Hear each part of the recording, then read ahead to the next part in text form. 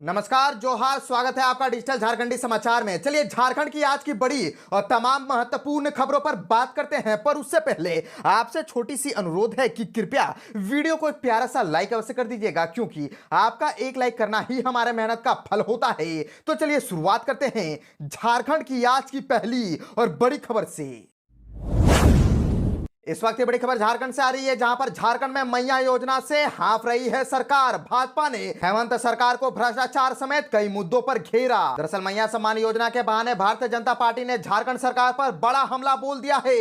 भाजपा के प्रदेश प्रवक्ता रमाकांत महतो ने कहा कि मैया सम्मान योजना में यह सरकार हाँफने लगी है, कभी भी सरकार वेंटिलेटर पर जा सकती है। उन्होंने कहा कि हर महीने की 11 तारीख को बहन बेटियों के बैंक अकाउंट में 2500 रुपए भेजने के लिए सरकार विफल हो चुकी है। 5 किस्तें देने के बाद ही सरकार हाँफने लगी है। भाजपा प्रवक्ता ने यह भी आरोप लगाया कि मुख्यमंत्री हेमंत सोरेन झारखंड में अबुआ दिसुम अबुआ राज नहीं, अबुआ दिसुम दिकू राज स्थापित करना चाहते हैं। उन्होंने आरोप लगाया कि राज्य की लोकप्रिय नियोजन एवं स्थानीय नीति को निरस्त करके बगैर नीति बनाए बाहरी लोगों को नौकरियां बेची जा रही है। और आपको बताते चले कि उन्होंने जनता की गाड़ी कमाई अपनी ब्रांडिंग पर खर्च करने का भी आरोप लगाया है। और रमाकांत महतो ने कहा कि मुख्यमंत्री का चेहरा चमकने के लिए सरकारी पैसे विज्ञापन पर पानी की तरह बहाए जा रहे हैं। उन्होंने कहा कि सरकार ढिंढोरा पीट रही है कि वह झारखंडी युवाओं को नौकरी बांट रही है, लेकिन यह सत्य नहीं है, सत्य से परे है। भाजपा के प्रदेश प्रवक्ता ने कहा कि 5 सालों में जेएसएससी और सरकारी संस्थाओं के द्वारा जितनी भी नियुक्तियां हुई है, उनमें से 75% से अधिक अभ्यर्थी झारखंड राज्य से बाहर के हैं। और रमाकांत महतो ने कहा कि हेमंत सोरेन सरकार ने जितनी भी नियुक्तियां की है, सभी में जम करके धांधली हुई है और प्रतियोगी परीक्षाओं में पेपर लीक हुए, कई विवाद हुए। जेएसएससी चेयरमैन को इस्तीफा देना पड़ा और मामला हाई कोर्ट पहुंचा। उन्होंने सरकार पर कोर्ट की अवहेलना करने का भी आरोप लगाया। झारखंड से और एक बड़ी खबर आ रही है, जहां पर झारखंड विधानसभा बजट सत्र को लेकर के गाइडलाइन जारी की गई है। अधिकारियों को दिया गया है टास्क। झारखंड विधानसभा बजट सत्र की तैयारी जोरों पर है। बजट सत्र से पहले सत्ता पक्ष और विपक्ष की बैठक होनी है।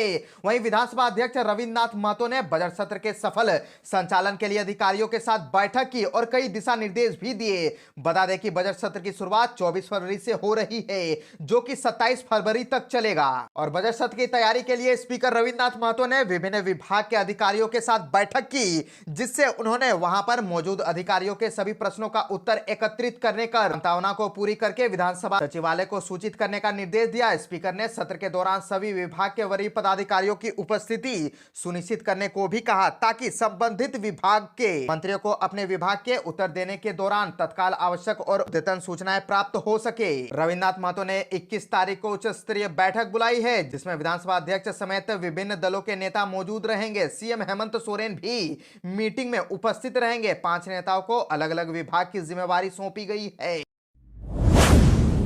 झारखंड में होली से पहले महिलाओं के लिए जबरदस्त बिजनेस प्लान लेकर के आ गई है हेमंत सरकार। होगी अब बम्पर कमाई। दरअसल झारखंड के लोहरदगा जिले में सेन्हा प्रखंड क्षेत्र के झाल जमीरा पंचायत अंतर्गत घाटा में किसानों के बीच बकरी वितरण किया गया। झारखंड सरकार के पशुपालन विभाग की ओर से सेन्हा प्रखंड क्षेत्र के 9 किसानों के बीच लाभुक 5 बकरी का वितरण किया गया। अन्य किसानों को आय वृद्धि, जीविकोपार्जन के लिए बकरी एवं दवा दिया गया। वहीं गुमला में मधुमक्खी पालन के किसानों को मालामाल बनाने की तैयारी चल रही है। विकास भारती बिशुनपुर में आयोजित वैज्ञानिक पद्धति से 3 दिवसीय मधुमक्खी पालन प्रशिक्षण कार्यक्रम का समापन समारोह विकास भारती बिशनपुर के अंबेडकर सभागार में आयोजित किया गया। 200 यूनिट फ्री बिजली योजना का लाभ लेने के लिए मीटर में कर दिया खेल, लगा 1.5 लाख का जुर्माना। बिजली चोरी को लेकर के अब विद्युत विभाग ने सख्त रुख अख्तियार कर लिया है। इस क्रम में अब झारखंड बिजली वितरण निगम लिमिटेड रांची के निर्देश पर नियमित तौर पर छापेमारी अभियान का संचालन किया जा रहा है। इस क्रम में शहरी क्षेत्र के सहायक विद्युत अभियंता राघवेंद्र प्रताप सिंह की अगुवाई में शहर के जाकिर हुसैन रोड में छापेमारी अभियान संचालित किया गया। इस दौरान जहां 5 लोगों पर बिजली चोरी के आरोपों को लेकर के बड़ा बाजार थाना में प्राथमिकी दर्ज कराई गई है, वहीं करीब 1.5 लाख रुपए से अधिक बकाया राशि के भुगतान को लेकर के आपूर्ति काटी गई। शहरी क्षेत्र के सहायक विद्युत अभियंता राघवेंद्र प्रताप सिंह ने बताया कि जेबीवीएनएल रांची के निर्देश पर नियमित संचालित किए जा रहे छापेमारी अभियान के क्रम में शहर के जाकिर हुसैन रोड मोहल्ले में छापेमारी अभियान चलाया गया। वहीं बताया गया कि इन लोगों के द्वारा 200 यूनिट फ्री बिजली योजना का लाभ लेने के लिए मीटर को बाईपास कर बिजली का उपयोग किया जा रहा था। मौके पर सहायक विद्युत अभियंता राघवेंद्र ने प्रसाद ने उपभोक्ताओं से अपील किया कि जिन लोगों का मीटर खराब है वे बिना किसी शुल्क के नए स्मार्ट मीटर से बदलवा सकते हैं। इससे उपभोक्ता अपने द्वारा किए जा रहे बिजली के उपभोग की सही जानकारी प्राप्त कर सकते हैं। झारखंड में नहीं दिख रहा प्रतिबंध का असर, अफसरों के दफ्तर के सामने खुलेआम बिक रहे हैं गुटखा। रांची में गुटखा और पान मसाला पर प्रतिबंध लगा दिया गया है। स्वास्थ्य विभाग ने इस संबंध में निर्देश भी जारी कर दिया है। बावजूद लोहरदगा में खुलेआम गुटखा और पान मसाला के बिक्री हो रही है। सबसे महत्वपूर्ण बात है कि लोहरदगा डीसी कार्यालय के सामने भी दुकानों में खुलेआम पान मसाला और गुटखा की बिक्री की जा रही है। यही नहीं, शहर के लगभग सभी पान दुकान के अलावा किराना स्टोर, जनरल स्टोर, चाय की दुकान में भी गुटखा और पान मसाला की बिक्री हो रही है। अभी भी गुटखा और पान मसाला के व्यापारी न सिर्फ थोक में गुटखा और पान मसाला मंगा रहे हैं बल्कि छोटे व्यापारियों को बिक्री भी कर रहे हैं। दुकानों में स्टॉक की कोई कमी नहीं है। स्वास्थ्य विभाग द्वारा भी इसे लेकर के छापेमारी अभियान शुरू नहीं किया गया है, जिसके कारण प्रतिबंध के बावजूद गुटखा और पान मसाला की बिक्री पर कोई रोक नजर नहीं आ रही है। सबसे महत्वपूर्ण बात है कि जैसे ही सरकार की ओर से प्रतिबंध की घोषणा की गई उसके बाद गुटखा और पान मसाला का दाम भी बढ़ चुका है। चोरी चुपके ही सही, परंतु गुटखा और पान मसाला महंगे दाम पर खुलेआम बिक रहा है। यही नहीं, छोटे किशोर और बच्चों को भी यह बड़े आराम से मिल रहा है। लोहरदगा के civil surgeon doctor Shambhunath Chaudhary का कहना है कि उपायुक्त डॉक्टर राव वाघमारे प्रसाद कृष्ण के साथ जल्द ही बैठक होने वाली है। इसके बाद टास्क फोर्स का गठन किया जाएगा। इसमें फूड सेफ्टी के अधिकारी, स्वास्थ्य विभाग के अधिकारी, पुलिस पदाधिकारी सहित अन्य लोग शामिल रहेंगे। इसके बाद छापेमारी अभियान तेजी से चलाया जाएगा। जहां कहीं भी गुटखा और पान मसाला की बिक्री करते हुए पाया जाएगा उनके खिलाफ कार्रवाई की जाएगी और किसी भी हाल में गुटखा और पान मसाला की बिक्री नहीं करनी है। भाजपा विधायक दल की बैठक में रेखा गुप्ता को चुना गया दिल्ली का नया मुख्यमंत्री। दिल्ली के नए मुख्यमंत्री का नाम तय करने के लिए भाजपा प्रदेश कार्यालय पर भाजपा विधायक दल की बैठक हुई। बैठक के दौरान केंद्रीय पर्यवेक्षक रविशंकर प्रसाद और ओम प्रकाश धनखड़ ने विधायकों के साथ बैठक की। उसके बाद दिल्ली के नए मुख्यमंत्री के रूप में रेखा गुप्ता का नाम तय किया गया। नाम का प्रस्ताव वरिष्ठ विधायक मोहन सिंह बिष्ट के द्वारा रखा गया। सभी विधायकों द्वारा इस नाम पर सहमति दी गई। उसके बाद पर्यवेक्षकों ने भाजपा विधायक दल के नेता के रूप में रेखा गुप्ता नाम की घोषणा की और उन्हें भाजपा का मनोनीत मुख्यमंत्री घोषित किया। और बैठक में भाजपा परिषद अधिनियम सचदेवा संगठन महामंत्री पवन राणा और दिल्ली भाजपा के 7 सांसद मौजूद रहे। बता दें कि 8 फरवरी को चुनाव परिणाम आने के बाद दिल्ली के लोगों का नए मुख्यमंत्री को लेकर के इंतजार खत्म हो गया है। दिल्ली के नए मुख्यमंत्री रेखा गुप्ता का शपथ ग्रहण समारोह रामलीला मैदान में आयोजित होना है।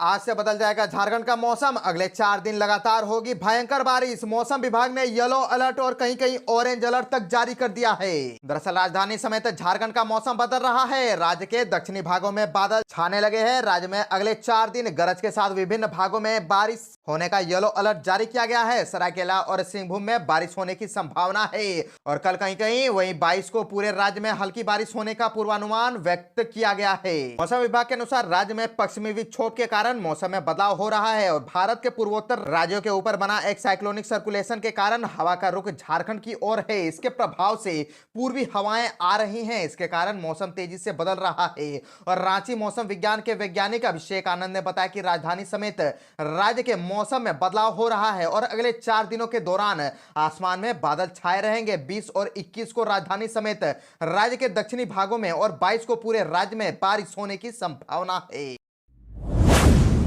झारखंड से और एक बड़ी खबर आ रही है जहां पर 1 दर्जन से अधिक बीडीओ और सीओ समेत 500 अधिकारियों कर्मचारियों के वेतन पर रोक लग गई है। पलामू डीसी शशि रंजन ने जिले के 149 चिकित्सक, 1 दर्जन से अधिक बीडीओ, सीओ और 500 कर्मचारियों के वेतन पर रोक लगा दी है। संबंधित लोगों पर समय से कार्यालय में उपस्थित नहीं होने के मामले में कार्यवाही की गई है। स्वास्थ्य विभाग, पशुपालन विभाग, जिले के अधिकारी, बीडीओ और सीओ, इंजीनियरिंग विभाग सहित कई विभाग के अधिकारी व कर्मियों का जनवरी का वेतन रोक दिया गया है।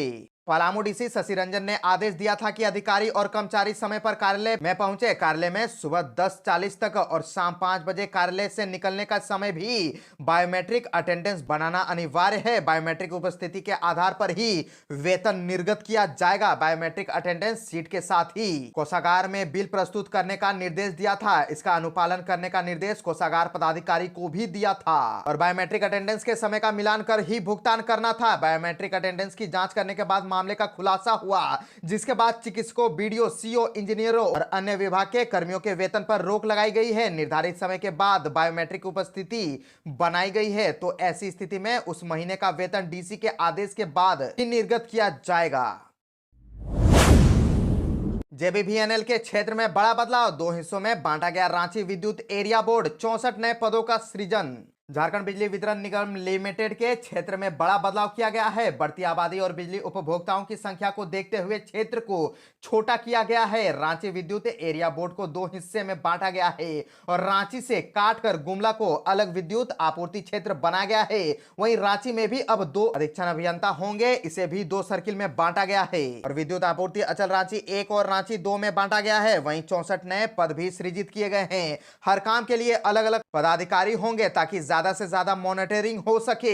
इधर हजारीबाग एरिया बोर्ड से अलग कर कोडरमा एरिया बोर्ड बनाया गया है। हजारीबाग से रामगढ़ सर्किल रहेगा, जबकि कोडरमा में केवल कोडरमा सर्किल रहेगा। वहीं साहिबगंज एरिया बोर्ड का नव सृजन किया गया है। गिरिडीह एरिया बोर्ड में गिरिडीह, देवघर और गोड्डा सर्किल को जोड़ा गया है और मुख्यालय से लेकर के क्षेत्रीय स्तर पर नए पद भी सृजित किए गए हैं। इससे कार्यकारी निदेशक के 3 नए पद सृजित किए गए हैं। अब कुल 6 कार्यकारी निदेशक होंगे। महाप्रबंधक तकनीकी 16 की जगह 27 होंगे। महाप्रबंधक CGRF के 11 नए पद सृजित किए गए हैं। महाप्रबंधक तकनीकी अब 40 की जगह 59 होंगे। उप महाप्रबंधक CGRF के 19 पद सृजित किए गए हैं। झारखंड से और एक दिल दहला देने वाली खबर सामने आ रही है, जहां पर स्कॉर्पियो बाइक की टक्कर में 6 लोगों की मौत हो गई है। 2 बिहार के, एक कैनरा बैंक के मैनेजर था। गिरिडीह में हादसे के बाद मोटरसाइकिल जल करके राख हो चुकी है। दरअसल झारखंड के गिरिडीह में देर रात भीषण सड़क हादसे में 6 लोगों की मौत हो गई। मरने वालों में 2 लोग बिहार के मुंगेर के रहने वाले थे और गिरिडीह डुमरी मेन रोड पर मधुबन थाना क्षेत्र के लटकट्टो पिकेट के पास तेजी रफ्तार स्कॉर्पियो और बाइक के बीच टक्कर होने से यह हादसा हुआ। मृतकों में स्कॉर्पियो सवार 4 और बाइक पर बैठे 2 लोग शामिल हैं। बाइक सवार झारखंड के ही थे। हादसे की जानकारी लोगों को सुबह मिली। टक्कर इतनी जबरदस्त थी कि बाइक में आग लग गई। बाइक सवार पारसनाथ रेलवे स्टेशन से गिरिडीह छछंदू की ओर जा रहे थे और सूचना मिलने के बाद घटनास्थल पर पहुंची मधुबन पुलिस ने शव को पोस्टमार्टम के लिए भिजवा दिया है। हादसा स्कॉर्पियो और बाइक की आमने सामने की टक्कर से हुई है और इस घटना में दोनों वाहनों के परखच्चे उड़ गए हैं और बताया जा रहा है कि दोनों ही गाड़ियां तेज रफ्तार में थी और इसी वजह से हादसे के बाद दोनों वाहन पूरी तरह से क्षतिग्रस्त हुए हैं। हॉस्पिटल में महिला की मौत के बाद परिजनों का हंगामा। डॉक्टर पर एनेस्थेसिया का ओवरडोज देने का गंभीर आरोप। 2 थानों की पहुंची पुलिस। धनबाद के सदर थाना क्षेत्र स्थित कैलाश प्रसाद अस्पताल में इलाज के दौरान एक 68 वर्षीय महिला की मौत हो गई। इसके बाद मृतका के परिवार वालों ने हंगामा कर दिया। इस घटना में परिजनों ने डॉक्टर पर लापरवाही का आरोप लगाया है। डॉक्टर पर इलाज में लापरवाही का आरोप लगा रहे थे। कहा कि एनेस्थेसिया का ओवरडोज दे देने से ही महिला की मौत हुई है। बरवड्डा के छोटा पहाड़ी की गंगोत्री देवी के कंधे की हड्डी टूट जाने पर परिजन उन्हें हॉस्पिटल लाए थे। वहीं उनकी मौत के बाद जिला परिषद अध्यक्ष शारदा सिंह समेत कई जनप्रतिनिधि व अन्य लोग पहुंच गए और हंगामे की खबर मिलने पर धनबाद और सरायढेला थानों की पुलिस भी पहुंच गई। समझा बुझाकर किसी तरह लोगों को शांत कराया गया, लेकिन मृतका के परिजन मुआवजे पर अड़ गए। अस्पताल के संचालक डॉक्टर आशीष बजाज का कहना है कि आरोप निराधार है। परिजनों ने मरीजों को पानी पिलाया था। उन्होंने परिजनों को पोस्टमार्टम कराने की सलाह दी। हालांकि परिजनों ने लिखित में पोस्टमार्टम न कराने की बात कही है। गिरिडीह के जंगल से मिला विस्फोटकों का जखीरा। बड़ी घटना को अंजाम देने की तैयारी में थे नक्सली। गिरिडीह के जंगल पुलिस और केंद्रीय रिजर्व पुलिस बल यानी कि CRPF के जवानों ने विस्फोटकों का जखीरा बरामद किया है। आशंका जताई जा रही है कि नक्सली किसी बड़ी घटना को अंजाम देने की तैयारी कर रहे थे। पुलिस और सुरक्षा बलों ने उनके मंसूबे पर पानी फेर दिया है। जंगल से जिलेटिन समेत भारी मात्रा में विस्फोटक बरामद किए गए हैं। इसमें cordex wire, gelatin, gun powder, detonator आदि शामिल है। हालांकि नक्सलियों के खिलाफ बड़ी कार्रवाई करने के लिए गए जवानों के गांव में दाखिल होने से पहले ही ग्रामीणों की आड़ लेकर नक्सलियों का दस्ता वहां से भाग गया। CRPF और जिला पुलिस मिलकर के नक्सलियों के खिलाफ सर्च ऑपरेशन चला रही थी। इसी दौरान गिरिडीह जिले के खुगरा थाना क्षेत्र के गारडी और मरमी गांव के पास के जंगल से सुरक्षा बलों को जिलेटिन और अन्य विस्फोटक मिले हैं। सुरक्षा बलों का मानना है कि नक्सलियों ने ये विस्फोटक यहां छिपा करके रखे थे। यह भी खबर थी कि पवन लंगड़ा और साहेबराम मांझी का दस्ता इलाके में सक्रिय है।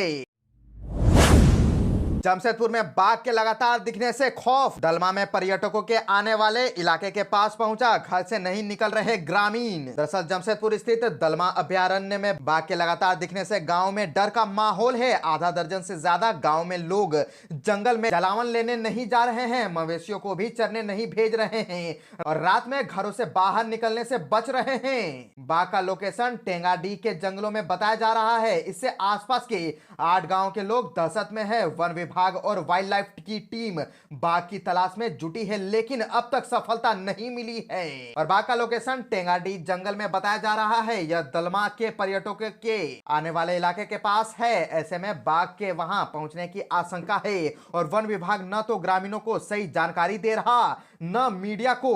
और जानकारी के मुताबिक बाघ 20 दिनों से भूखा है। उसने आखिरी बार 30 जनवरी को तनकोचा में एक बछड़े का शिकार किया था। बाघ को हर 10 से 15 दिन में भोजन की जरूरत होती है और ग्रामीणों ने बताया कि वन विभाग ने सुरक्षा की कोई ठोस कदम नहीं उठाए हैं। बाघ का सही लोकेशन भी नहीं बताया जा रहा है।